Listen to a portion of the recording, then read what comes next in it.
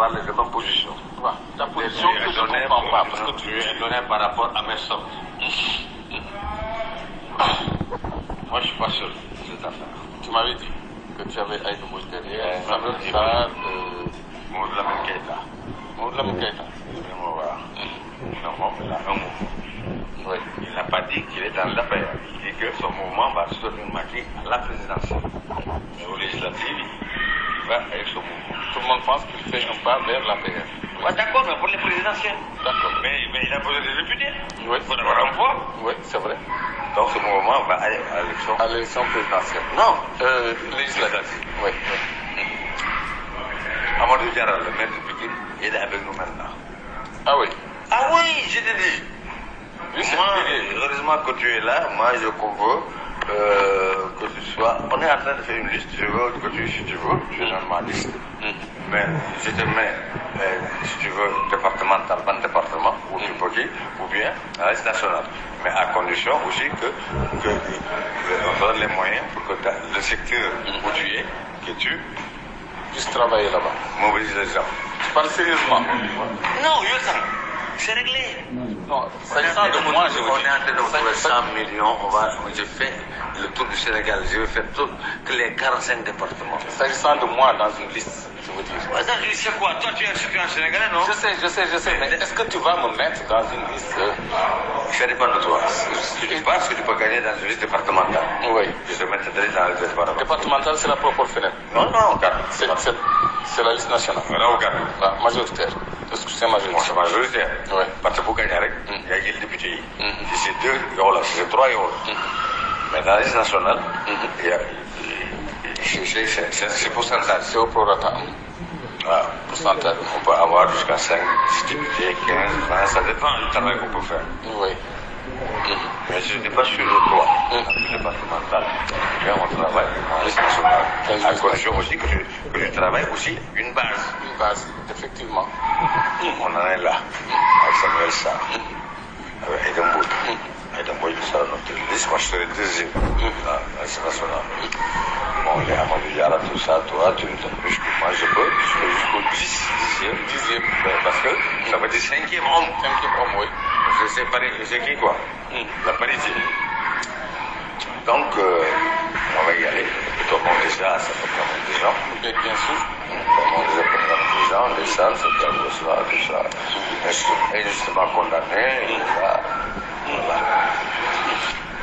Donc, ce qu'on va faire, à partir de la semaine prochaine, on fait une tournée nationale. Je vais faire les 45 départements pour mettre sur pied le comité électoral. Le comité électoral. Déjà.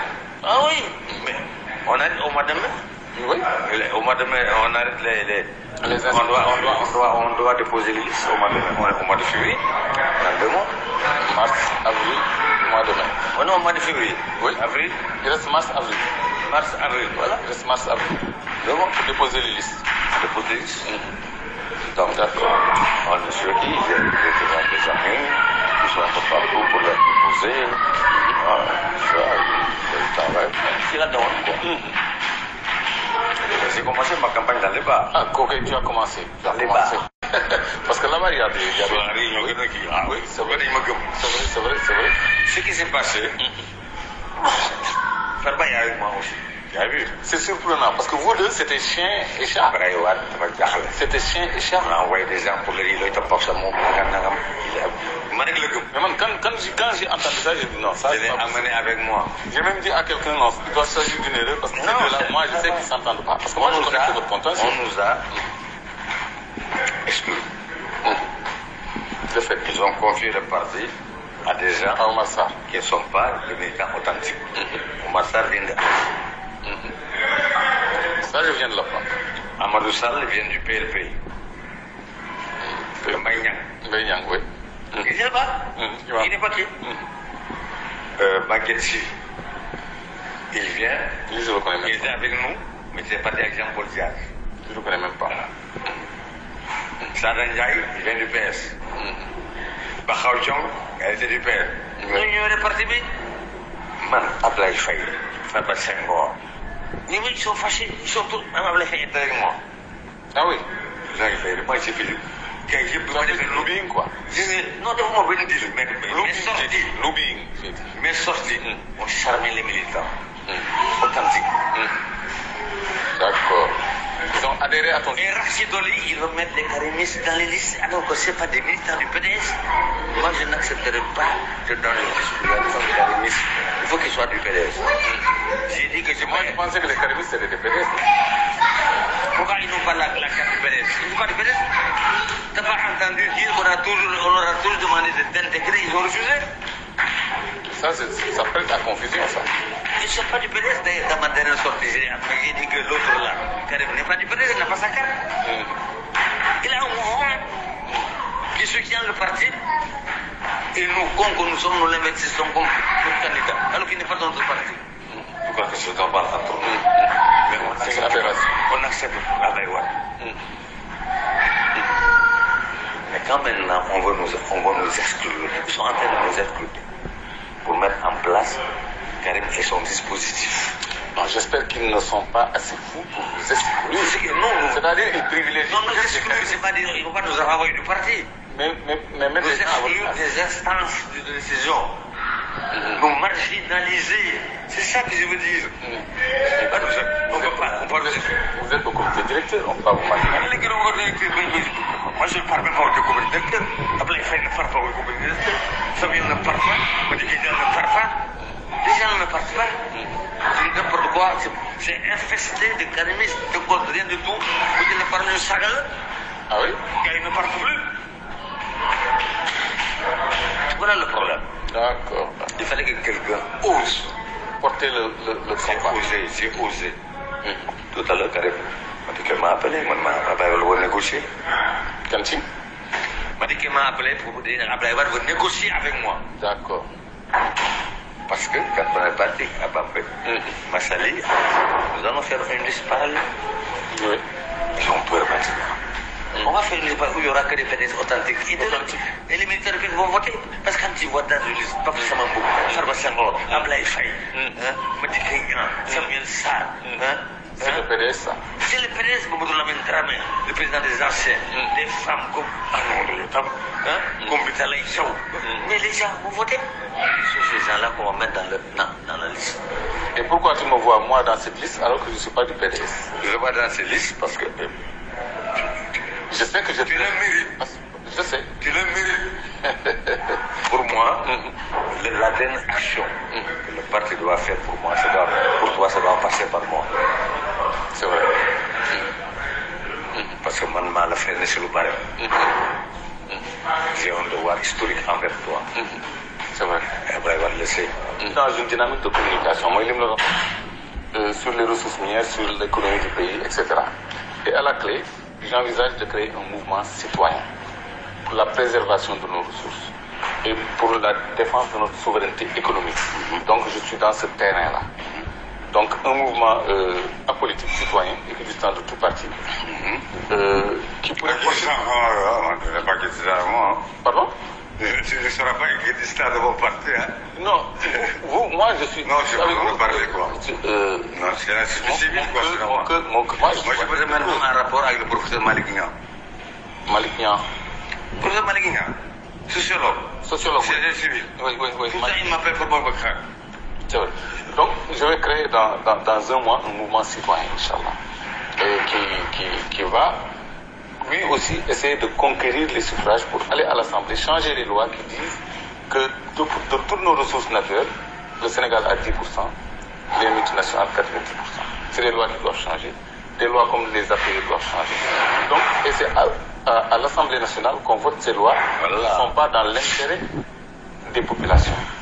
Donc moi, c'est ça un peu mon combat. Non, mais je suis adhéré à ton combat. Et pour que ton combat réussisse, pour que tu sois à l'Assemblée nationale, il faut que je sois... Voilà. Je voulais aller sur la bannière d'un mouvement citoyen. Mais ce mouvement va nous soutenir. Certainement. Pour les législatives. Et on te mettra là, à une place où tu peux être député. Oui, mais 10e, on ne peut pas être député. Ça va être serré. Ah, je suis sûr. 10e. 10e, on ne peut pas avoir. Macky m'a dit, je vous donne 15 députés. Vous allez avoir un groupe parcours maintenant. maintenant, il faut 15 députés. Il faut 15 députés pour un groupe parlementaire. Je vous donnerai 15 députés. L'essentiel, faites arrangez-vous pour que dans chaque département, vous avez un comité électoral. Le reste, je m'en charge. On a discuté. D'accord. Je te dis, moi je ne te cache pas, tu es mon frère. Je sais. Je sais que tu me fais assez confiance. Il va y avoir 15 députés. Vous aurez un groupe parlementaire. Et ensemble, on va faire un gouvernement. Je vais faire un gouvernement national et je vous mets dans le gouvernement. Et pour aller vers 2019, vous allez me soutenir. C'est ça qu'il faut. C'est une bonne option. Parce que les autres vont partir. Mais ça, les Farba ne le savent pas. Ils le savent. Ah bon? Donc, jusqu'à présent, je l'ai dit. Mais de toute façon, quand tu seras à l'Assemblée, mais c'est la majorité des députés qui décide. Oui, lui ne veut pas y voir. Et puis, vous demain. Non, je veux dire, est-ce qu'il sait? Vous demain, mais fou. Est-ce qu'il sait que c'est. Quand il verra où se trouve son intérêt. Ça va, il n'est pas bête, hein? La preuve en est que. Avant-hier, je donnais 500 000. C'est moi qui m'a donné, moi. Non, il y a des problèmes de location, il m'a. Je ne sais pas que c'est moi qui j'ai écrit 500 000 qui t'a donné ça. Oui, c'est vrai. 500 000, Ablaï Faye. C'est moi qui m'a donné 500 000, je lui donne. Non, bon. Il ne sait pas. C'est vrai. On connaît ça bien, on a une partie de toi, tu gères ça à ton niveau, quoi. Donc, il pense que c'est le parti. C'est bien. Qu'on dit tout, c'est la même chose. Qu'on dit tout, avant-hier, je me tourne Madame Baké, Madame Bambé. 1 million à moi, 500 000 francs par mois. Mon bail, c'est que je mets 500 000 sur mon poche. Il a fait essence. Il a faut me faire à gauche. Il est pour aller là-bas. Marquer nos termes. Moi, quand j'ai pris la parole, j'ai dit que nous sommes venus ici. Nous sommes dans le même combat que Aïdambou. Nous sommes militants du PDS. Et puis, ça fait plaisir. Elle m'a dit, je ne suis pas une maquille. J'ai dit ça. Ah oui? Ah oui, parce qu'il faut noyer le poisson. Je suis allé je vais sauver le parti. Je ne suis pas une maquille. Je suis allé à Malawan. On va m'exclure du parti avec tout ce que j'ai fait dans ce parti. J'ai passé la moitié de ma vie dans ce parti. J'ai fait la prison et tout. Et aujourd'hui, on va m'exclure du parti. Je ne l'accepterai pas. Je m'empatterai dans ce parti. Dans ce parti. Eh bien. C'est ce langage que je tiens. Et ça accroche les gens. Ça accroche. Tu as vraiment noyé le poisson. Je suis dans le parti. Oui.